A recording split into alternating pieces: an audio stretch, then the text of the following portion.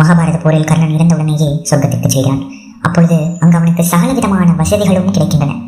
இருப்பினும் அவனுக்கு ஒரே குறை, பசி தாங்க முடியவில்லை. அவனால் தீராத பசி. அப்பொழுது அங்கு நாரதர் தோன்றுகின்றார். கர்ணனோ நாரதரிடம், நாரதரே, இச்சொர்க்கத்தில் அனைத்து வசதிகளும் எனக்கு இருக்கின்றன, இருப்பினும் ஏன் என் பசி மட்டும் எனக்கு தீராமல் இருக்கின்றது என்று கேட்டான்.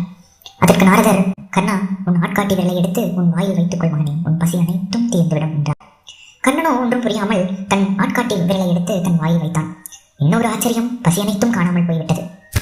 அவன் தன் விரலை வாயிலிருந்து எப்பொழுது எடுத்தானோ பசி அனைத்தும் மறுபடியும் தோன்றிற்று.